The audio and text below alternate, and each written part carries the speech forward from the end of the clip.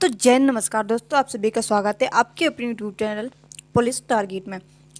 आपको महाजनपद में हमने कुछ बौद्ध धर्म के बारे में 2-3 पेज जो थे वो बता दिया था। फिर से अगर हम वीडियो बना रहे हैं बौद्ध धर्म और जैन धर्म के बारे में, तो एक बार फिर से हम जो बचा हुआ पोर्शन था जो पहले पढ़ा चुके थे उनको भी इसमें हम सम्मिलित किया है।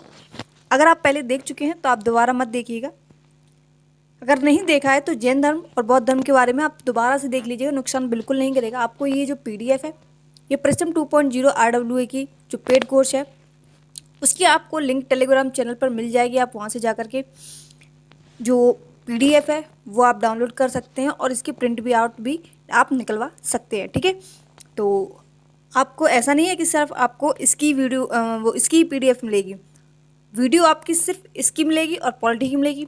बाकी आपको पीडीएफ हर एक क्लास की वहाँ पे मिल जाएगी, हैंड नोट वाली। ठीक है, करते अपने वीडियो की शुरुआत। सबसे पहले इसमें हमने 2 टॉपिक लिए हैं, एक तो बौद्ध धर्म, दूसरा जैन धर्म। ठीक है, तो महाजनपद काल में हम थोड़ा सा बता चुके थे, फिर से दोबारा से रिपीट कर रहे हैं। थोड़ा जल्दी जल्दी चलेंगे इसमें। बौद्ध धर्म में जो हम पहले पढ़ा चुके हैं वहाँ तक, ठीक है, फिर थोड़ा सा धीमे चलेंगे। बौद्ध धर्म के बारे में बात कर लेते हैं कि बौद्ध धर्म के जो संस्थापक हैं वो गौतम बुद्ध जी को माना जाता है। अन्य नाम जो है वो गौतम बुद्ध की क्या है, एक तो शाक्य सिंह है, शाक्य मुनि है, तथागत है, और एशिया का प्रकाश जो है वो गौतम बुद्ध को कहा जाता है। ये बात सभी को पता है कि एशिया का प्रकाश पुंज जो है वो किसको कहा जाता है, तो गौतम बुद्ध को कहा जाता है। लेकिन तथागत और शाक्य मुनि बहुत कम लोगों को नाम पता होते हैं, और शाक्य सिंह, ठीक है, ये जो नाम है वो गौतम बुद्ध के हैं। इनका जन्म जो है वो कहाँ हुआ था, 563 ईस्वी में लुम्बिनी में। लुम्बिनी में 563 बीसी में, ठीक है, 563 बीसी में इनका जन्म हुआ। कहाँ पर हुआ, लुम्बिनी में। लेकिन इनकी मृत्यु कहाँ हुई, तो कुशीनगर में इनकी मृत्यु हुई, जहाँ इन्होंने अपना अंतिम उपदेश दिया सुभद्रा को। अंत में बात करेंगे इसके बारे में। मृत्यु जो हुई इनकी 483 बीसी में हुई। ठीक है, बीसी हमेशा आपको पता है बिफोर क्राइस्ट बोलते हैं जिसको हम, ये हमेशा उल्टा चलता है। बचपन का नाम जो है इनका वो सिद्धार्थ था। इनके पिता का नाम शुद्धोधन था, जो किस वंश से संबंधित थे, तो शाक्य गणराज्य से संबंधित थे। याद रखेंगे, बौद्ध धर्म जो गौतम बुद्ध है इनके पिता किस वंश से थे, तो शाक्य वंश से थे। इनकी माता जो है महामाया, ये किस वंश से है, तो ये कौलीय वंश से है। ठीक है, इनकी माता का जो जन्म है वो 7 दिन बाद ये खत्म हो गई थी। आम्रवन में इनका जन्म हुआ था गौतम बुद्ध का। आम्रवन का मतलब है एक वन था आम का। ठीक है, ये कोलीय गणराज्य जा रही थी तो रास्ते में प्रसव पीड़ा की हुई और इनका जो जन्म है वो आम्रवन में हुआ सिद्धार्थ का। ठीक है, सिद्धार्थ किसको बोलते हैं, तो गौतम बुद्ध को बोलते हैं। सिद्धार्थ के जन्म के 7 दिन बाद इनकी माता का देहांत हो गया। इनका जो पालन पोषण है वो इनकी माता गौतमी प्रजापति ने किया। किसने, प्रजापति गौतमी ने किया, जो इनकी मौसी है उन्होंने किया। बाद में जो शुद्धोधन है उन्होंने शादी कर ली प्रजापति गौतमी से। ठीक है, तो इनकी माता भी बोल सकते हैं। और प्रजापति गौतमी पहली शिष्या बनी किनकी, महात्मा बुद्ध की। पहली शिष्या जो बनी कौन, गौतमी प्रजापति ही इनकी पहली शिष्या बनी। पत्नी की बात करें तो ये यशोधरा इनकी पत्नी का नाम है। इनकी शादी 16 वर्ष की अवस्था में हो गई थी। 12 वर्ष बाद इनके एक पुत्र पैदा हुआ जिसका नाम राहुल रखा गया। गौतम बुद्ध के पुत्र का नाम क्या था, तो राहुल था। इन्होंने 29 वर्ष की अवस्था में गृह त्याग दिया था, जिसकी गृह त्यागने की जो क्रिया होती है उसको क्या कहा जाता है, तो महाविनिष्क्रमण कहा जाता है। ठीक है, पूछा जाता है कि गौतम बुद्ध जब गृह त्याग रहे थे तो उस अवस्था को क्या कहा जाता है, तो महाविनिष्क्रमण कहा जाता है। राजा शुद्धोधन ने गौतम बुद्ध की देखरेख में हर एक चीज़ रखी, लेकिन फिर भी इन्होंने एक दिन क्या किया, राज्य के बाहर इन्होंने जानने की कोशिश की। तो इन्हें सबसे पहले जो व्यक्ति दिखा वो बूढ़ा व्यक्ति दिखा। बताया था आपको, चन्ना जो इनका सारथी था और कंथक जो इनका घोड़ा था।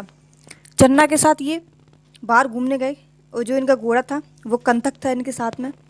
पहला इन्होंने जो दृश्य देखा वो बूढ़ा व्यक्ति देखा। दूसरा जो व्यक्ति देखा इन्होंने बीमार व्यक्ति को देखा। और तीसरा जो दृश्य देखा इन्होंने वो एक मृत व्यक्ति को देखा, और चौथा जो दृश्य देखा वो एक सन्यासी को देखा। इन्होंने जब 4 दृश्य पूछे और इन्होंने सेम टू सेम क्वेश्चन किया, किससे? चन्ना से, क्योंकि चन्ना इनके सारथी थे। ठीक है, तो इन्होंने चन्ना से पूछा क्या मैं भी बूढ़ा हूँगा? चन्ना ने कहा बिल्कुल। क्या मैं भी बीमार हो सकता हूँ? चन्ना ने कहा बिल्कुल हो सकते हो। क्या मैं भी मर जाऊँगा? चन्ना ने कहा बिल्कुल, अगर जीवन है तो मृत्यु भी है। ये संत इतना शांत क्यों है? चन्ना से पूछा तो चन्ना ने बोला कि इसने दुनिया का हर एक मोह त्याग दिया। तो घर जाने के बाद इनके मन में भी विचार आया और इन्होंने भी घर छोड़ के जाने का फैसला किया। 35 वर्ष की अवस्था में इन्होंने ज्ञान की प्राप्ति की। 29 वर्ष की अवस्था में इन्होंने घर त्याग दिया था। 35 वर्ष की अवस्था में इन्होंने ज्ञान प्राप्त किया, जिसकी अवस्था को समबुद्धि कहा जाता है। क्या कहा जाता है? समबुद्धि कहा जाता है। पीपल वृक्ष के नीचे इन्हें ज्ञान के प्राप्त हुआ। कहाँ पे? बोधगया बिहार में, जो स्थान है उरुवेला। उरुवेला एक स्थान है, बोधगया एक डिस्ट्रिक्ट टाइप का है और बिहार एक स्टेट है। कौन सी नदी थी? तो निरंजना नदी के किनारे इन्हें ज्ञान की प्राप्ति हुई। पूछते हैं किस पेड़ के नीचे इन्हें प्राप्ति हुई? तो पीपल पेड़ के नीचे। किस स्टेट में? तो बिहार में। किस डिस्ट्रिक्ट में? तो बोधगया में। और किस स्थान पर? तो उरुवेला में। पूछते हैं जहाँ इन्हें ज्ञान की प्राप्ति हुई उसके पास में कौन सी नदी बहती थी? तो निरंजना नदी जो है वो बहती थी। पिछले वीडियो में आपको इतना बता चुके हैं, इसलिए जल्दी जल्दी थोड़ा कर रहे हैं। वैशाख पूर्णिमा, ये बात क्यों लिखी हुई है? वैशाख पूर्णिमा को इनका जन्म हुआ था, वैशाख पूर्णिमा को इनकी मृत्यु हुई, वैशाख पूर्णिमा को इनको जो ज्ञान की प्राप्ति है वो हुई है। तो वैशाख पूर्णिमा जो है वो इनके जन्म, मृत्यु और ज्ञान से संबंधित है। पहला उपदेश इन्होंने कहाँ दिया? सारनाथ में दिया। सारनाथ में किनको दिया? जो इनके 5 शिष्य थे, जो इनको छोड़कर चले गए थे, उनको दिया। ठीक है, इसके बाद ये कहाँ आए? जिनके नाम क्या कहते? इंपॉर्टेंट नहीं है, बस एक बार देख लेंगे। कौडल्य बप्पा बोधिया, अस्ता और मदनामा इनके शिष्य थे, इन्होंने जिसको सर्वप्रथम सारनाथ में इनको उपदेश दिया। उसके बाद में ये वाराणसी आए। इन्होंने यज्ञश्रेष्ठी नाम के एक राजा थे, उनको ज्ञान दिया। इसके बाद में ये कहाँ आए?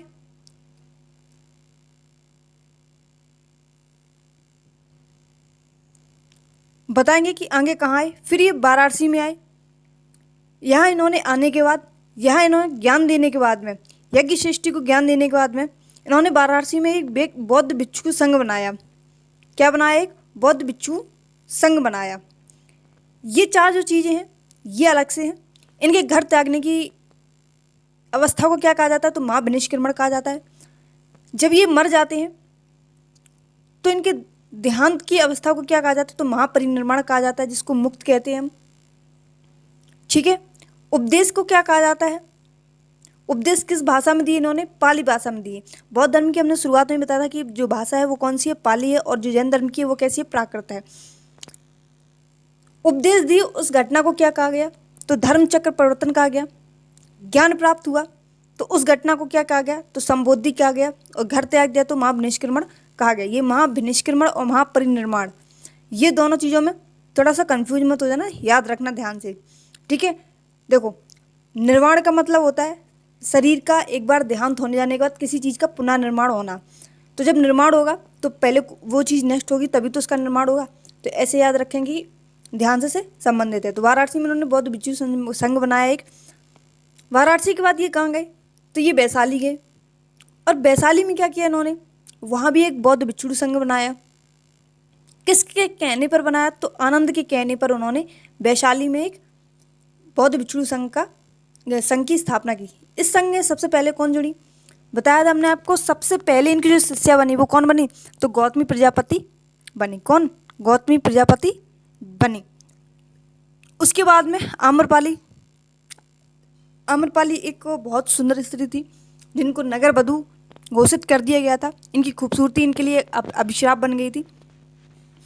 आप सभी ने अगर इनकी स्टोरी नहीं सुनी है तो भास्कर सीरीज़ नाम की जो सर की हिस्ट्री की क्लास है वो आप देखना जाकर, जहाँ पे इन्होंने बौद्ध धर्म के बारे में बताया। शुरुआत में ही है, शायद 1 घंटे क्लास चलने के बाद में इन्होंने ये स्टोरी बताई है। ठीक है, जिसको भी आम्रपाली की स्टोरी नहीं पता वो वहाँ से जा करके पढ़ लेना। सबसे अधिक उपदेश और सबसे अधिक जो अनुयायी थे वो उनके श्रावस्ती में थे। ठीक है, अनुयायी का मतलब क्या होता है? सबसे ज़्यादा जहाँ इनकी इनकी इनके लोग जो इन्हें फॉलो करते हो एक तरफा से। ठीक है, जहाँ से सबसे सर्वाधिक इन्हें फॉलो करते हैं वहाँ, तो कहाँ पे थे? श्रावस्ती में। और सबसे अधिक उपदेश भी कहाँ दिए? तो श्रावस्ती में। जब ये उपदेश देंगे तो सबसे ज़्यादा वहाँ पे ही अनुयायी बनेंगे इनकी। जैसी बात इन्होंने अंतिम उपदेश कहाँ दिया? तो जहाँ इनकी मृत्यु हुई कुशीनगर में। शुरुआत में बताया था जब हमने आपको बताया कि 483 में इनकी मृत्यु हो गई थी। ठीक है, कुशीनगर में इनके अंतिम उपदेश थे। और किसको दिया था? तो सुभद्रा को दिया था। हम इतना जो है सारांश वो पिछले वीडियो में कर चुके हैं, एक बार फिर से रिपीट करा दिया था। अब करते हैं यहाँ से अपनी शुरुआत। जो कंटेंट आपको बताना है वहाँ से, ये पिछली वीडियो में आपको महाजनपद जो है वो वहाँ तक कवर कर चुके थे। ठीक है, अब बौद्ध धर्म और जैन धर्म को एक साथ पढ़ाना है तो दोनों को कंबाइन करना पड़ता है। सोचा कंबाइन करके पढ़ा दें। ठीक है, और इसकी PDF भी आपको हम जस्ट वीडियो के नीचे डाल देंगे। बौद्ध धर्म और जैन धर्म के करके एक फोल्डर बना देंगे, उसी में सर्वाधिक जो उपदेश दिए बौद्ध धर्म में वो किस भाषा में दिए? तो पाली भाषा में दिए। सर्वाधिक उपदेश दिए कहाँ? तो श्रावस्ती में दिए। अनुयायी कहाँ थे? तो श्रावस्ती में थे। वर्षावास, वर्षावास का मतलब है जैन धर्म बौद्ध धर्म में ऐसे लोग जहाँ पर उन्होंने सर्वाधिक वास किया हो, सबसे अधिक दिन बिताए हो, उस जगह को कहते हैं वर्षावास। ठीक है, तो वो भी कहाँ है? तो श्रावस्ती में। अंतिम वर्षावास कहाँ? तो कुशीनगर में। ठीक है, अंतिम टाइम इन्होंने कहाँ गुजारे? तो वर्षावास जो है उनका कुशीनगर में। शिक्षाएं की बात करें तो इन्होंने 4 शिक्षा दी। इन्होंने बताया कि दुख है तो दुख का निवारण भी है, दुख का कारण भी है और दुख का निवारण भी है। और दुख का निवारण अष्टांगिक मार्ग है। क्या बताया? दुख है, दुख का कारण भी है, दुख का निवारण भी है, और दुख का जो निवारण है वो क्या है? अष्टांगिक मार्ग है। पूछ सकते हैं आपको इन बौद्ध धर्म में इन 4 में से कोई एक अलग आपको दे देंगे कि कौन सी शिक्षाएं नहीं है बौद्ध धर्म से संबंधित। तो जो भी आपको दे दे वो आपके क्वेश्चन के ऊपर डिपेंड करता है। अष्टांगिक मार्ग क्या है? 8 मार्ग बताए इन्होंने। कितने? 8 मार्ग। एक तो सम्यक दृष्टि बताए, जिन्होंने 4 आर्य सत्य के मतलब सत्य में विश्वास बताया, वास्तविक स्वरूप का अध्ययन बताया इनमें। सम्यक संकल्प का मतलब क्या है? द्वेष नहीं करना, हिंसा नहीं करना, आसक्ति से मुक्त, इन सभी के बारे में बताया। सम्यक वाणी क्या है? अच्छा बोलो। सम्यक कर्म क्या है? अच्छा कर्म करो। सम्यक आजीविका क्या है? सही से अपना जीवन यापन करो। सम्यक व्यापन क्या है? डेली एक्सरसाइज करो सही तरीके से। सम्यक स्मृति क्या है? सही तरीके से एक मेमोरी का जो चित्त करना है, स्मृति बनाना है, वो बनाओ। सम्यक समाधि का मतलब है मन की एकाग्रता को बढ़ाना। प्रतीक चिन्ह क्या है? इनके जन्म के समय क्या प्रतीक था? ठीक है, तो इनके जन्म के समय जो प्रतीक था वो पूछा जाता है, बहुत पूछा जाता है। कमल और सांड था। क्या था? कमल और सांड था। गृह त्याग जब इन्होंने किया था तो उस टाइम जो प्रतीक चिन्ह माना जाता है वो किसको माना जाता है? तो घोड़ा को माना जाता है, जिसका नाम क्या था? ऐसे आप रख सकते हैं कि गृह त्याग किसके साथ में किया था? तो चन्ना और कंथक के साथ में किया था। तो कंथक कौन था? घोड़ा था। ठीक है, और चन्ना इनका सारथी था। गर्व की बात करें तो हाथी जो है, हाथी जो स्लोगन है, ज्ञान की प्राप्ति कहाँ हुई थी? तो पीपल पेड़ के नीचे हुई थी। तो ज्ञान का जो चिन्ह पूछे तो वह क्या कहेंगे? पीपल है। मृत्यु की बात करें तो मृत्यु का जो चिन्ह है वो पद चिन्ह है, जिसको मोक्ष या निर्माण कहते हैं हम। ठीक है, बौद्ध धर्म में कितने सील हैं? सील की बात करें तो 10 सील हैं। कितने? 10 सील हैं बौद्ध धर्म में। एक छोटा सा पॉइंट बिंदु है, याद रख लेना। सील की बात करें तो बौद्ध धर्म में कितने सील हैं? 10।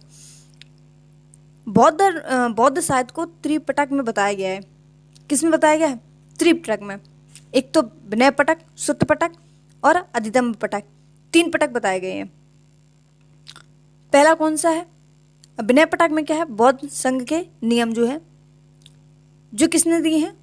उपाली शिष्य ने ये दिए हैं। सूत्रपिटक किसने दिए हैं? तो आनंद शिष्य ने दिए हैं, जो गौतम बुद्ध के उपदेश है। ठीक है, इसके बाद अगर हम बात करें अध्यम्ब पिटक क्या है, तो मोगली शिष्य जो है आचार एवं व्यवहार के बारे में बताया गया है इसमें। सूत्रपिटक की बात करें तो गाय, अनंदा, वनंदा और सुरतदा। ठीक है, सूत्रपिटक को कितने भागों में बांटा गया है? तो सूत्रपिटक को 5 भागों में बांटा गया है। एक खुंदक निकाय, दूसरा अंगुत्तर निकाय। खुंदक निकाय में क्या है? तो जातक कथाएं हैं। क्या है खुंदक निकाय में? तो जातक कथाएं हैं। कुल कितनी कथाएं हैं? तो 5 + 9। ठीक है, बौद्ध धर्म के जन्म के पूर्व की जो कथाएं हैं वो खुंदक निकाय में है। अंगुत्तर निकाय में क्या है? अंगुत्तर निकाय में 16 महाजनपद का जो वर्णन है वो मिलता है। 16 महाजनपद आपको हम बता चुके हैं। ठीक है, वीडियो अगर आपने अभी तक नहीं देखी है तो आप जाकर एक बार देख लेना, इसकी जस्ट बैक में ही पड़ी होगी महाजनपद नाम से। दीर्घ निकाय, मध्यम निकाय, संयुक्त निकाय। त्रिरत्न दिए हैं बौद्ध धर्म संघ। ये 3 चीज़ें बहुत पूछते हैं कि बौद्ध धर्म में कौन सा सम्मिलित नहीं है। बौद्ध धर्म संघ एक और दे देंगे आपको। ठीक है, तो याद रखेंगे बौद्ध धर्म संघ। बौद्ध का मतलब है ज्ञान, धर्म का मतलब है शिक्षा और संघ का मतलब है समूह से। बौद्ध धर्म में 4 संगतियाँ हुई हैं। कौन सी हुई हैं? पहला तो है राजगृह।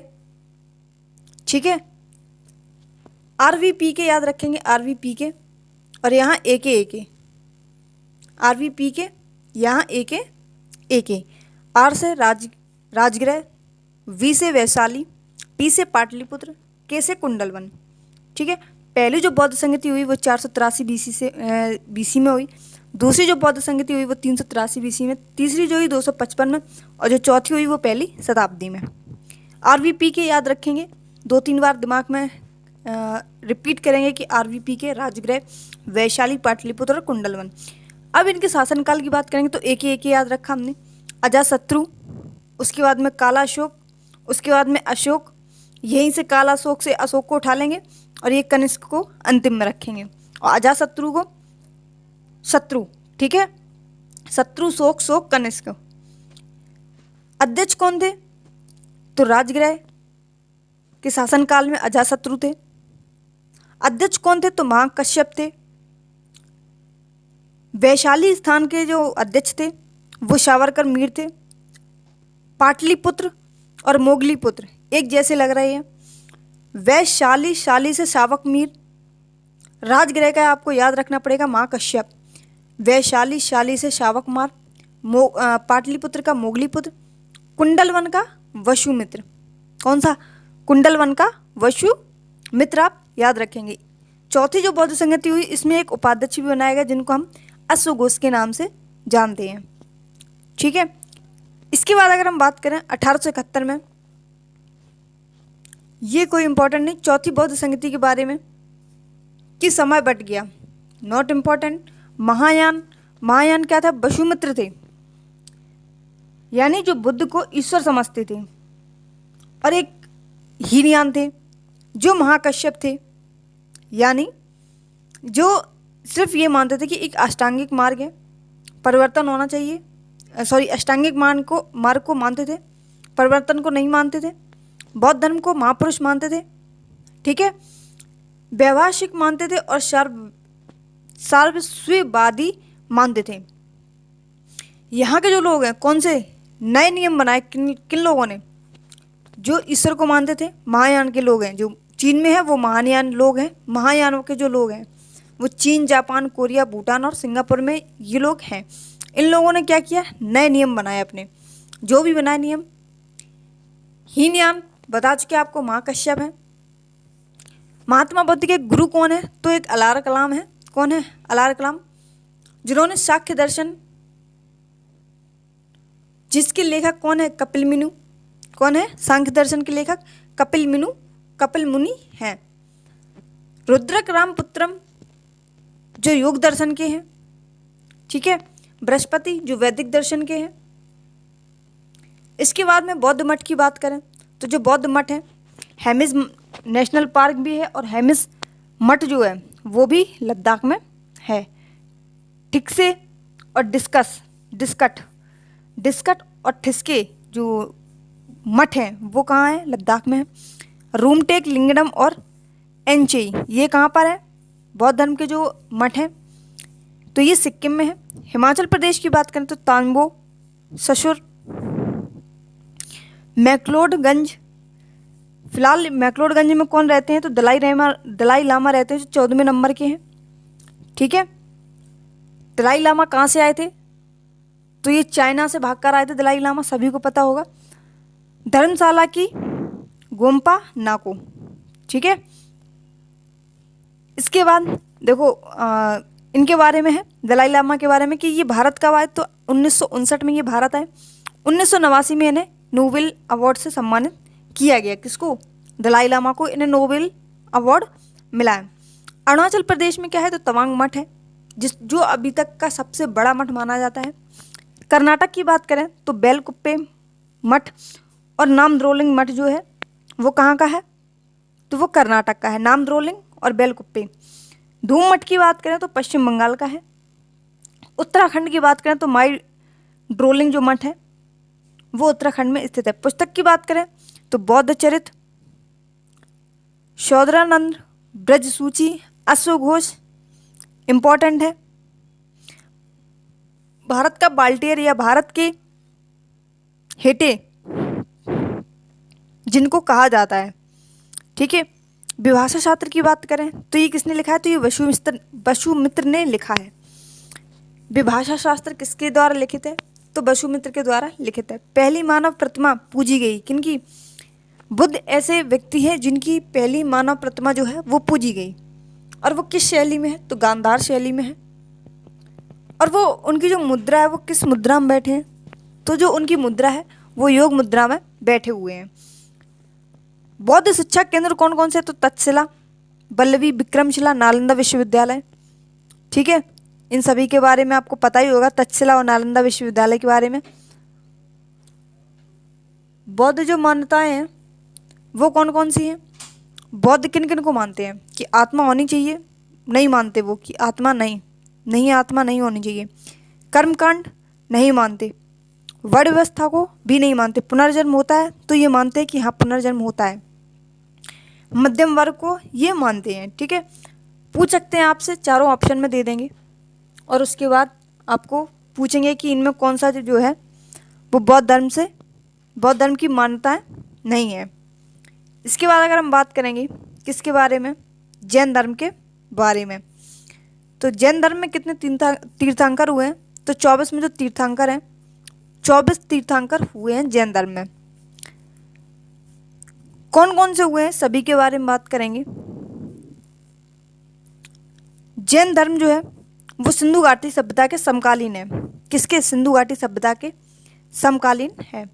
पहले जो तीर्थंकर हैं, पहले और अंतिम जो तीर्थंकर हैं उनके बारे में पूरी डिटेल में पढ़ेंगे। बाकी जो बीच बीच में है कुछ 22, 23 और 24 में 22, 23 के बारे में भी पढ़ेंगे और ज़्यादा डिटेल में नहीं पढ़ना है। जो पहले और अंतिम जो होते हैं उनके बारे में सर्वाधिक क्वेश्चंस बनते हैं।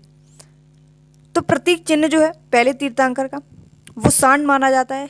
जो पहले तीर्थंकर हैं कौन? वो है ऋषभदेव। उपनाम इनका क्या है? केसरिया देव और आदिनाथ है।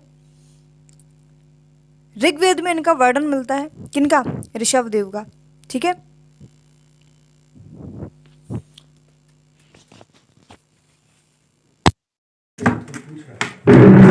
नहीं वीडियो डाला था यूट्यूब पर। अच्छा, सुनो